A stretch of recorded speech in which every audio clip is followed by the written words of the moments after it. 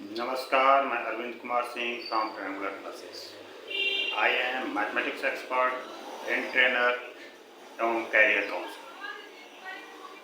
आज मैं मैथमेटिक्स को कैसे सरल बनाएं इसके बारे में बताने जा रहा हूं। ध्यानपूर्वक वीडियो अंत तक देखें। मैथमेटिक्स लॉजिकल पावर को बढ़ाता है, ब्रेन को की एक्सरसाइज करता है, न्यूरॉन्स को एक्टिवेट करता है। इसलिए सभी को मैथमेटिक्स पढ़ना चाहिए। मैथमेटिक्स कैलकुलेशन स्किल को इंक्रीज करता है। मैथमेटिक्स ही जीवन है। जैसे ऑक्सीजन जीवन के लिए आवश्यक है, सेम उसी तरह पढ़ाई में मैथमेटिक्स आवश्यक है। तो मैथमेटिक्स की फोबिया है तो उसे कैसे दूर करें, इसके लिए आज मैं कुछ ट्रिक्स बताने जा रहा हूं। ध्यानपूर्वक सुने। तो पहला ट्रिक्स है, मैथमेटिक्स में नंबर होते हैं तो हमें नंबर को छोड़कर मैथ को पहले रीड करना है। रीड करने के बाद उसको विजुलाइज करना है। Create a small question like this. उस क्वेश्चन जैसा एक स्मॉल क्वेश्चन क्रिएट करें और सॉल्व इन माइंड, उसको माइंड में सॉल्व करें। उसके बाद ये हो गया माइंड लेवल पर वर्क। सबसे पहले किसी भी प्रॉब्लम का सॉल्यूशन माइंड लेवल पर होता है। सेम यही चीज हम मैथमेटिक्स में करेंगे।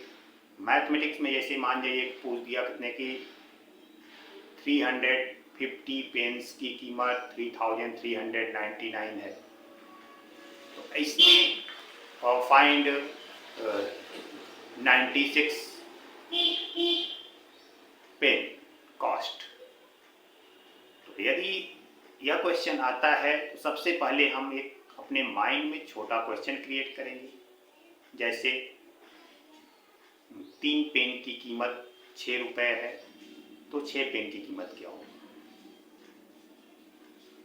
ये क्वेश्चन क्रिएट कर लिए। अब इसका सॉल्यूशन माइंड लेवल पर करेंगे।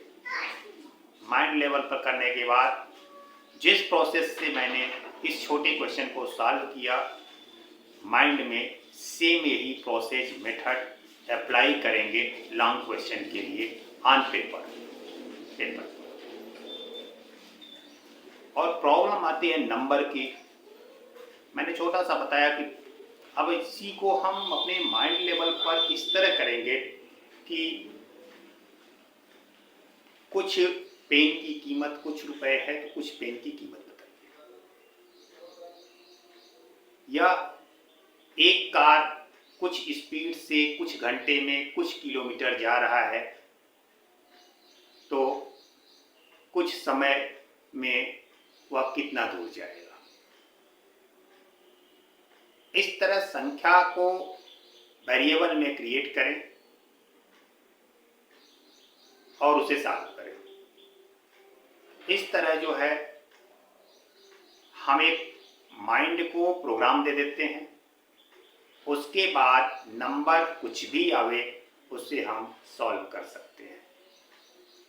तो हमें मैथमेटिक्स को प्रोग्राम फॉर्मेट में पढ़ना है। जैसे सपोज करिए कितने की a प्लस बी का होल स्क्वायर है, तो एक प्रोग्राम है a प्लस बी का whole square equal to A square plus 2ab plus B square. अब a की जगह पर कुछ भी रख दिया जाए, b की जगह पर कुछ भी रख दिया जाए, सॉल्व हो जाएगा। तो हमें इस फॉर्मेट में किसी भी मैथमेटिक्स को पढ़ना है। किसी भी लेवल का क्वेश्चन हो, किसी टाइप का क्वेश्चन है, एक टाइप क्वेश्चन बनाइए और उससे जो है आइडेंटिटीज के फॉर्म में अपने माइंड को प्रोग्राम करिए। जिस प्रकार जैसे कि sine square theta plus cos square theta equal to 1 होता है, तो एक तरह से प्रोग्राम हो गया। थीटा की जगह पर कुछ भी रख दिया जाए, हम सॉल्व कर सकते हैं। तो इसी तरह किसी भी प्रॉब्लम को प्रोग्राम फॉर्म में ब्रेन को प्रोग्राम दें और फिर उसके जगह पर कोई भी वेरिएबल आवे तो उसे हम सॉल्व कर सकते हैं। पुनः समराइज कर देता हूं कि सबसे पहले हमें क्वेश्चन को पढ़ना चाहिए, रीड करना चाहिए, फिर उसके बाद थिंकिंग करना चाहिए, फिर उसके बाद क्रिएट ए स्मॉल क्वेश्चन, उसके बाद solve the created question in mind. Then again read the given question and solve on copy. तो इस प्रोसेस के अनुसार हम मैथमेटिक्स को इजी बना सकते हैं। तो हमेशा मैथमेटिक्स को नंबर को छोड़कर अपने दिमाग में पढ़ना चाहिए, मतलब उसे हमें वेरिएबल मान लेना चाहिए। मान लीजिए कितने की एक्स पेन की कीमत वाई रुपीज है, तो जेड पेन की कीमत बताइए। यदि इस तरह हम पढ़कर अपने दिमाग को प्रोग्राम देते हैं तो क्वेश्चन किसी भी तरह घुमाकर पूछे, नंबर किसी भी तरह बदल दे, हमारा सॉल्यूशन सही होगा। तो इस तरह टाइप वाइज क्वेश्चन को पढ़ें और नंबर को हटा दीजिए और उसे वेरिएबल फॉर्म में कर दीजिए, या समथिंग या कुछ, हिंदी मीडियम वाले कुछ कह सकते हैं, इंग्लिश मीडियम वाले समथिंग कह सकते हैं। Sum pens cost is sum or sum, ठीक है। Again asking variable, any variable, and send the program in mind and solve it on copy. धन्यवाद। आज मैं मैथमेटिक्स के बारे में बताने जा रहा हूँ। सबसे पहले यह हम जानेंगे मैथमेटिक्स क्या है। मैथमेटिक्स वह विषय है जिसमें गणना और तर्क की प्रधानता होती है। Mathematics is a subject in which explain about calculation and logics. Mathematics is key of mind. Mathematics is queen of science. Without mathematics, you cannot read science. Mathematics prove the science. So mathematics is very important subject. It is a natural subject. बिना mathematics के हमारे दिमाग का विकास नहीं हो सकता, इसलिए बचपन से ही मैथमेटिक्स पढ़ाया जाता है। बिना पढ़े भी प्रत्येक जीव मैथमेटिक्स के बारे में जानते हैं। इंसान के अलावा भी बहुत सारे जीव हैं जो मैथमेटिक्स के बारे में जानते हैं, लेकिन वह किसी स्कूल में नहीं जाते, न किसी कॉलेज में जाते हैं। अर्थात मैथमेटिक्स एक नेचुरल सब्जेक्ट है जो नेचर के प्रत्येक जीव जानते हैं। जैसे कि यदि हम किसी पक्षी के एक अंडे को निकाल देते हैं तो पक्षी व्याकुल हो जाती है। इसका मतलब पक्षी भी काउंटिंग को जानती है, मैथमेटिक्स को जानती है। अतः हम कह सकते हैं कि प्रत्येक जीव बिना स्कूल, कॉलेज, यूनिवर्सिटी गए मैथमेटिक्स को जानते हैं। अतः मैथमेटिक्स एक नेचुरल सब्जेक्ट है। प्रत्येक जीव मैथमेटिक्स को बिना जाने अपने जीवन का यापन नहीं कर सकते। मनुष्य के लिए मैथमेटिक्स एक एक्सरसाइज के रूप में कार्य करता है। रामानुजम से स्कूल में टीचर ने बोला, चलिए एक्सरसाइज करिए, जैसे अन्य स्टूडेंट कर रहे हैं। तो रामानुजम ने कहा कि मैं अंकों का एक्सरसाइज करता हूँ, मुझे इस एक्सरसाइज की ज़रूरत नहीं है। तो ब्रेन के विकास के लिए अंकों का एक्सरसाइज, अंकगणित या गणित की प्रैक्टिस करने मात्र से ही हमारे दिमाग का विकास होता है, न्यूरॉन्स एक्टिवेट होते हैं। अतः प्रत्येक व्यक्ति को मैथमेटिक्स का अभ्यास करना चाहिए। मैथमेटिक्स में इंटरेस्ट कैसे बढ़ाएं? इसके लिए आप अपने सामर्थ्य के अनुसार मैथमेटिक्स के प्रॉब्लम को प्रतिदिन सॉल्व करें, प्रैक्टिस करें। सबसे पहले आसान क्वेश्चन को सॉल्व करें। जिसको आप सॉल्व कर सकते हैं उन क्वेश्चन से आप स्टार्ट करें। प्रतिदिन एक फिक्स क्वेश्चन को संकल्प बना लें। 5 question, 10 question, 15 question, 20 question, 2 question, 1 question अपने सामर्थ्य के अनुसार संकल्प बनाएं और उसे पूर्ण करें।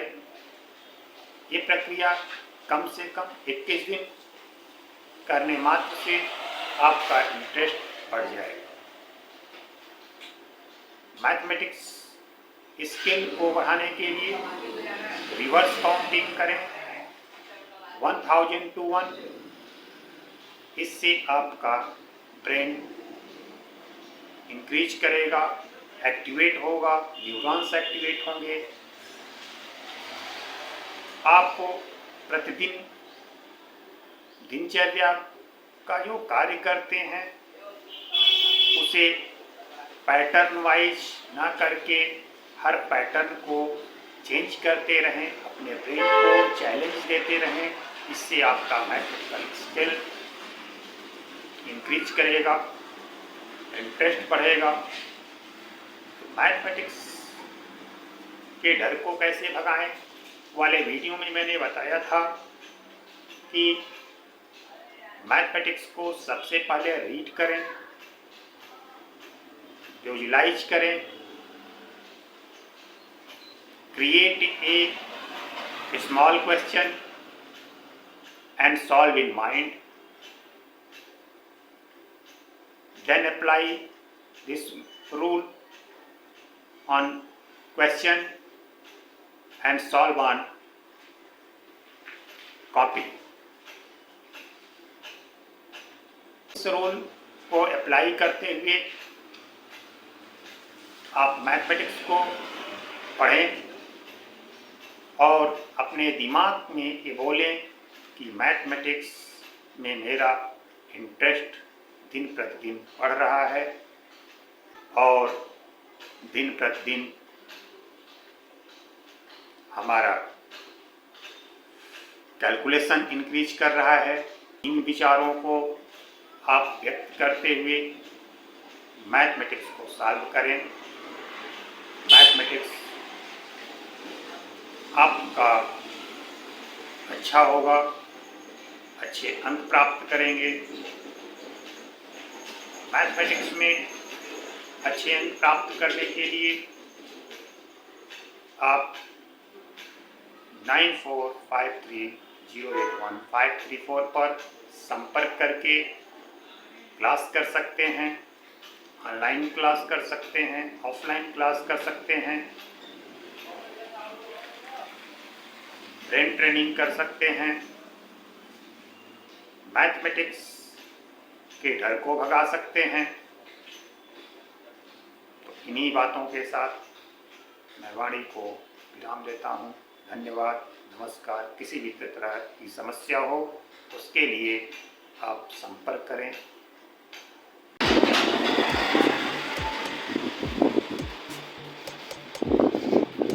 नमस्कार, मैं अनिल कुमार सिंह। आज मैं NIOS के मैथमेटिक्स के बारे में बताने जा रहा हूँ। बहुत सारे इंक्वायरी आ रही थी, बहुत सारे प्रॉब्लम्स आ रहे थे कि सर मैथ की तैयारी कैसे करें। 2 बार 3 बार NIOS ने एग्ज़ाम देकर क्लियर होने के बाद भी बच्चे फेल हो जा रहे हैं। तो मैंने सोचा कि NIOS का सिलेबस डिस्कस कर लें, NIOS का मॉडल डिस्कस कर लें और ये बता दिया जाए कि कितने नंबर का आता है, कैसे हमें सॉल्व करना है, किस तरह नंबर मिलता है, किस तरह सॉल्यूशन करना चाहिए। इन सब समस्याओं का समाधान इस वीडियो से हो जाएगा। अतः अंत तक इस वीडियो को देखें। यह वीडियो NIOS के साथ साथ UP बोर्ड, CBSE बोर्ड और ICSE बोर्ड के लिए भी इम्पॉर्टेंट होगा। तो NIOS बोर्ड में पेपर 4 सेक्शन में डिवाइड होता है। सेक्शन A में ऑब्जेक्टिव क्वेश्चन होते हैं, सेक्शन B में शॉर्ट टाइप क्वेश्चन होते हैं, section C long type question और section D very long type question. Section A एक नंबर के क्वेश्चन होते हैं, उसमें क्वेश्चन की संख्या 10 होती है, अर्थात 10 नंबर सेक्शन A होते हैं। इनका सॉल्यूशन नहीं करना होता है, इसमें केवल option A, B, C, D लिखते हैं। इसी पर आपको 10 मार्क्स मिलेंगे। जो बच्चे यदि ऑप्शन में कंफ्यूजन है या उन्हें नहीं आ रहा है, तो हमारा अनुभव कहता है कि B और C में से कोई भी 10 क्वेश्चन में कर दें तो 40% सही हो जाएगा, यानी 10 में 4 सही हो जाएगा। यह नियम 10 में यदि आपको 4 आ रहा है, 6 नहीं आ रहा है, उस पर भी लागू करके कुछ अंक प्राप्त हो सकते हैं। सेक्शन B में 2 नंबर के 6 क्वेश्चन आते हैं, टोटल मार्क्स 12 हुआ। तो इस क्वेश्चन में फार्मूला बेस्ड क्वेश्चन होता है, इसको जो है सॉल्व करना पड़ता है। NIOS सॉल्यूशन में रीजन चाहता है। यदि आप सॉल्यूशन करते हैं, उसका प्रॉपर रीजन नहीं देते हैं, तो आपका नंबर कट जाता है। कोई बच्चे सही करके आते हैं, जो IIT की तैयारी करते हैं, तो वहाँ पर स्टेप छोड़ देने के कारण उनका नंबर सही नहीं आता है। इसलिए मैं कहता हूँ जो आपके दिमाग में है कॉपी पर होना चाहिए, तभी आपको NIOS नंबर देगा, अदरवाइज 0 नंबर देगा, आप पास नहीं कर सकते। NIOS में पास होना है तो जो दिमाग में है कॉपी पर होना चाहिए। CBSE में पास होना है जो दिमाग में है कॉपी पर होना चाहिए। UP बोर्ड में भी यदि मैथमेटिक्स में पास होना है तो आपको मैथमेटिक्स में जो आपके दिमाग में है वो कॉपी पर होना चाहिए। यदि आप दिमाग की चीज़ दिमाग में रखे रहेंगे और कॉपी पर नहीं लिखेंगे तो आपका नंबर कट जाएगा। मैं मैथमेटिक्स टीचर हूँ, अपने अनुभव के आधार पर आप लोगों को यह बताना चाहता हूँ कि कैसे मैथमेटिक्स को सॉल्व करना चाहिए, कैसे मैथमेटिक्स में नंबर मिलते हैं, क्यों मैथमेटिक्स में नंबर कट जाता है। मैथमेटिक्स में यदि आपका पहला स्टेप गलत हो गया, बाकी सब स्टेप यदि सही भी है तो स्टेप मार्किंग के नियम के अनुसार आपको मार्क्स मिलेंगे। अतः स्टार्टिंग सही हो तभी स्टेप मार्किंग का आपको फायदा मिल सकता है, इसलिए सही स्टार्टिंग करें। दूसरा, जो चीज़ दिमाग में सोच रहे हैं उसको कॉपी पर लिखें। तीसरा, टीचर को एक स्टूडेंट समझकर समझाने की कोशिश करें ताकि वह कॉपी बोलती हुई नजर आवे और जो भी क्वेश्चन टीचर करे उसका आंसर कॉपी।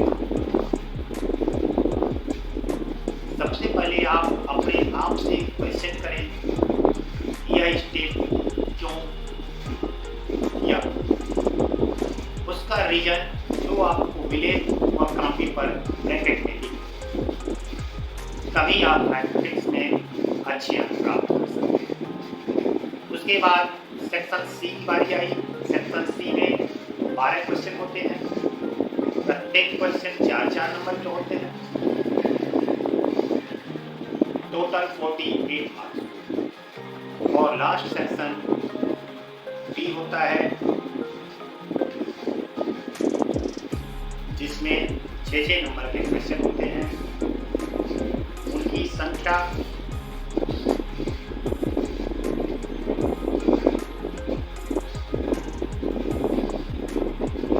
5 होती है। ये संख्या 5 होती है तो 6, 5 या 30, तो 30 मार्क्स के वेरी लॉन्ग क्वेश्चन। ये तो रहा हमारे पेपर का पैटर्न। टोटल 3 घंटे का समय मिलता है सॉल्व करने के लिए और मैक्सिमम मार्क्स 100 के होते हैं। जो बच्चे DMA के हैं, काफ़ी तो 100 पर चेक होती है, लेकिन 20 नंबर DMA का होता है तो 100 में यदि 80 पाते हैं तो 80 का 80% आपका थ्योरी में चढ़ता है, बाकी 20% DMA का ऐड कर दिया जाता है। जो बच्चे DMA के नहीं हैं वह 100 में जितना पाते हैं उनके मार्कशीट पर वह चढ़ जाता है। ये NIS का नियम। अब मैं चैप्टर का डिस्कस करता हूँ। NIS में 2 बुक होता है, पार्ट 1 DMA के लिए, पार्ट 2 PE के लिए, पब्लिक एग्जाम या ऑन डिमांड एग्जाम। अब पब्लिक एग्जाम और ऑन डिमांड एग्जाम का सिलेबस सेम हो गया है, इसलिए आप लोग सिर्फ पार्ट 2 को ही सॉल्व करें।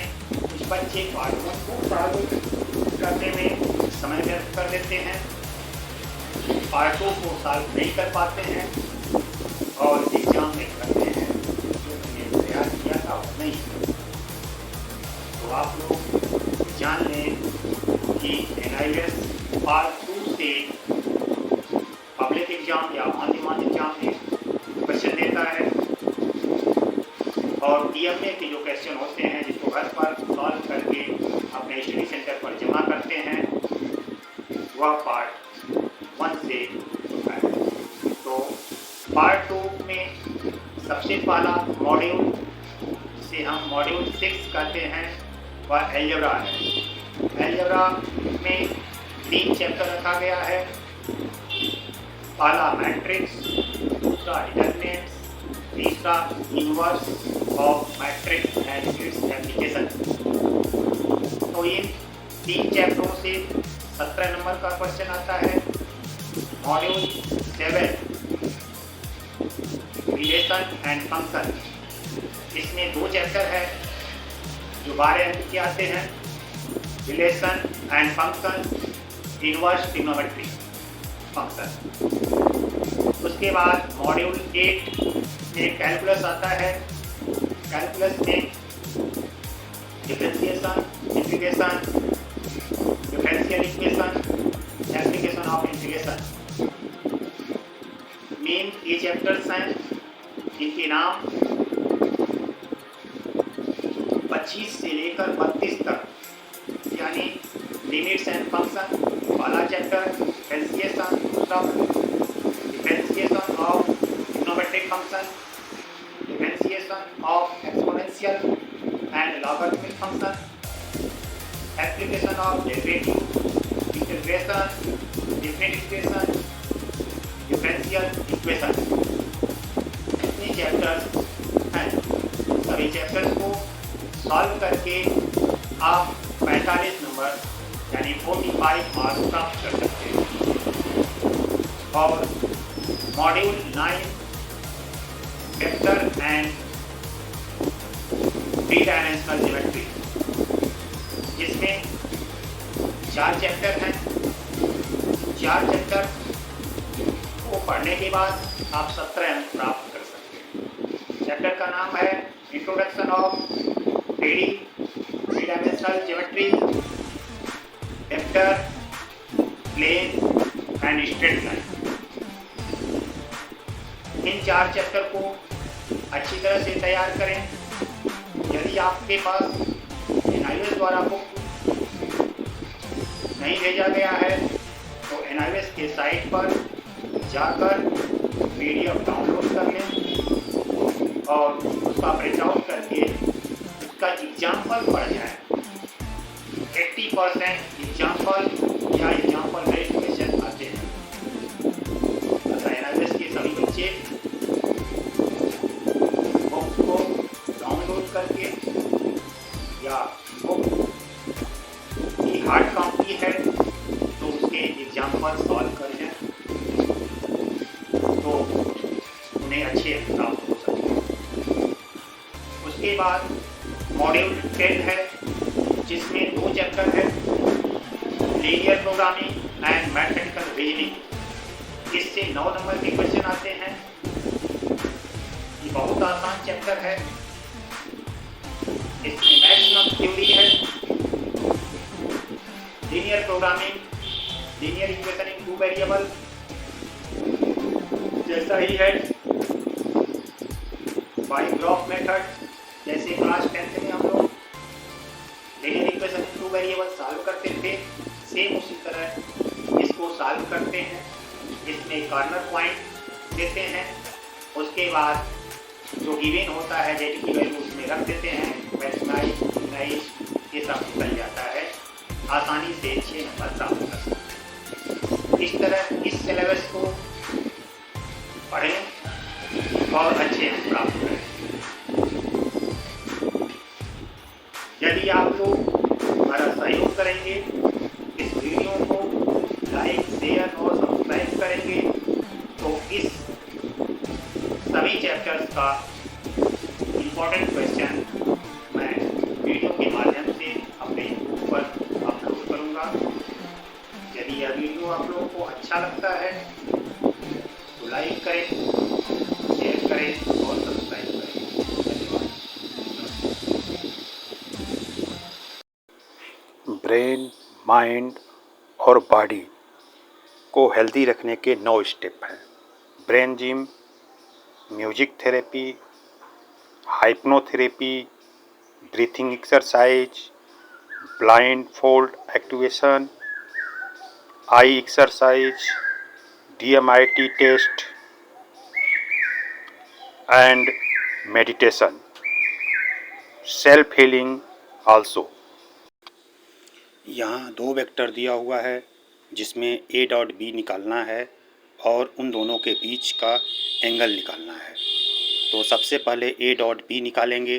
A.B में I एक होता है, J एक होता है, K एक होता है, बाकी 0 होता है। इसलिए I के जो कोफिशिएंट हैं उनको हम मल्टीप्लाई करेंगे और सॉल्व करेंगे तो हमें A.B निकल जाएगा। A.B equal to mod A mod B cos theta होता है। तो यहाँ cos theta equal to A dot B upon mod A vector mod B vector निकाल लेंगे और कैलकुलेट करेंगे, आंसर आ जाएगा। मॉड ए और मॉड बी कैसे निकालें? इसके लिए आई जे और के जो कोफिशिएंट हैं उनके स्क्वायर्स को ऐड करके स्क्वायर रूट निकाल लेंगे और मॉड ए मॉड बी या मॉड सी जो भी हो निकल जाता है। इस क्वेश्चन में 3 पॉइंट्स दिए हुए हैं और ट्रायंगल का एरिया पूछ रहा है। तो सबसे पहले वेक्टर ए बी निकालेंगे। Vector A B equal to O B minus O A. इसी तरह A C equal to O C minus O A. Triangle का area equal to 1/2 mod vector A B cross vector A C होता है। इसको solve कर देंगे तो area निकल जाए। यदि ट्रायंगल का एरिया 0 आता है तो तीनों पॉइंट्स कोलिनियर होंगे। If 4 points are given and say that points are coplanar, then find AB cross AC dot AD equal to 0। Dot निकालना तो सीख चुके हैं, क्रॉस के लिए कोई नई बात नहीं है। आपको डिटर्मिनेंट में आई जे के का कोफिशिएंट रख के उसे सॉल्व कर देना है और क्रॉस निकल जाएगा। 3D में यदि पॉइंट्स दिए हों और पूछे कि यह किस क्वाड्रेंट में लाई करता है, तो सबसे पहले यदि तीनों पॉजिटिव हैं तो फर्स्ट में आएगा, पहला निगेटिव 2 पॉजिटिव है तो सेकंड में आएगा, पहला और लास्ट पॉजिटिव बीच वाला निगेटिव है तो थर्ड में आएगा, यदि पहला दूसरा पॉजिटिव और लास्ट निगेटिव है तो फोर्थ में आएगा, पहला पॉजिटिव और लास्ट 2 निगेटिव तो फिफ्थ में आएगा, पहला निगेटिव दूसरा पॉजिटिव और तीसरा निगेटिव हो तो सिक्स में आएगा, पहला निगेटिव दूसरा निगेटिव और तीसरा पॉजिटिव हो तो 7 में आएगा और सभी निगेटिव हों तो 8 क्वाड्रेंट में आएगा। धन्यवाद। यदि 2 पॉइंट्स दिया हो, उनके बीच का डिस्टेंस निकालना हो तो 2D की तरह y तक तो वही करते हैं, लेकिन z में लास्ट में z का स्क्वायर z1 z2 का स्क्वायर माइनस z1 का स्क्वायर एक्स्ट्रा ऐड हो जाता है और उसी तरह सॉल्व कर लेते हैं। 3D में भी सेक्शन फार्मूला होता है, 2D की तरह y तक तो सेम होता है। z1 में m1 z2 plus m2 z1 अपान m1 plus m2 extra points हो जाता है। 2D की तरह 3D में भी मिड पॉइंट का फार्मूला होता है। यहाँ पर भी y तक तो सेम होता है और लास्ट एक पॉइंट बढ़ जाता है z1 प्लस z2 अपान 2। 3D में प्लेन और स्ट्रेट लाइन पढ़ना है तो प्लेन और स्ट्रेट लाइन के सभी एग्जाम्पल्स सॉल्व कर लें। मैं कुछ मोस्ट इम्पॉर्टेंट क्वेश्चंस दे रहा हूं जिसे आप तैयार कर सकते हैं। क्वेश्चन है, the foot of perpendicular to drawn from the origin to the plane is 4 -2 -5 find the equation of the plane. 3D में ओरिजिन 0,0,0 होता है। ओरिजिन की जगह पर कोई पॉइंट्स भी दे सकता है, लेकिन सॉल्व इसी तरह करेंगे। अतः सबसे पहले the equation of the plane through the given points is A bracket में x minus x1 plus b bracket में y minus y1 plus c bracket में z minus z1 equal to 0 करके इक्वेशन 1 कर देंगे। फिर now OP perpendicular to plane and direction cosine of OP is proportional to दो points जो दिया है उनके हम डिस्टेंस निकाल लेते हैं, डिफरेंस निकाल लेते हैं। जैसे 4 माइनस 0 कामा -2 माइनस 0 कामा -5 माइनस 0, अतः पॉइंट हो जाएगा 4 कामा -2 कामा -5। Substitute these value for A, B, C in equation 1, then you get 4 bracket में x minus x2 bracket close -2 bracket में y plus 2 bracket close -5 bracket में z प्लस 5 इक्वल टू 0। इसको solve कर लेंगे, यह रिक्वायर्ड प्लेन का equation हो जाएगा। इस तरह ओरिजिन के जगह पर और भी कोई पॉइंट हो सकता है, तो लगाने का तरीका यही होगा। सबसे पहले ए बी सी मानकर इक्वेशन 1 कर लेंगे। इक्वेशन 1 के बाद वैल्यू निकालेंगे और उसमें पुट करके सॉल्व कर देंगे, प्लेन का इक्वेशन हो जाएगा। धन्यवाद। Prove that the lines x plus 1 upon 3 equal to y plus 3 upon 5 equal to z plus 5 upon 7 and x minus 2 upon 1 equal to y minus 4 upon 4 equal to z minus 6 upon 7 are coplanars. Also find equation of two lines. हम जानते हैं कि equation of lines x minus x1 upon L equal to y minus y1 upon m equal to z minus z1 upon n होता है। यदि दो lines दिए हुए हों और कहें ये दोनों लाइन कोप्लेनर होगा, तो उसके लिए डिटर्मिनेंट में x2 minus x1, y2 minus y1, z2 minus z1, दूसरे रो में L1, M1, N1, तीसरे रो में L2, M2, N2 को जब सॉल्व करेंगे और 0 आ जाएगा तो यह कोप्लेनर होगा।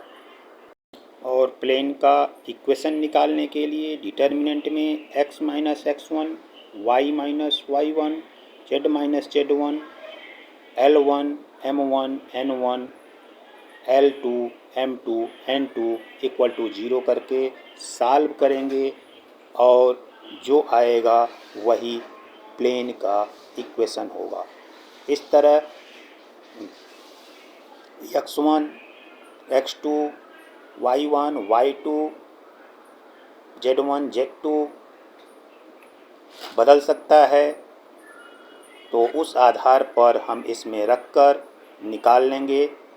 तो हमें नंबर पर ध्यान नहीं देना है, नंबर को वेरिएबल की तरह याद करना है। सबसे पहले तन मतलब हम सब अपने स्वास्थ्य पर विशेष ध्यान देंगे, देशवासियों के स्वास्थ्य पर विशेष ध्यान देंगे, सरकार को स्वास्थ्य पर विशेष ध्यान देने की ज़रूरत है।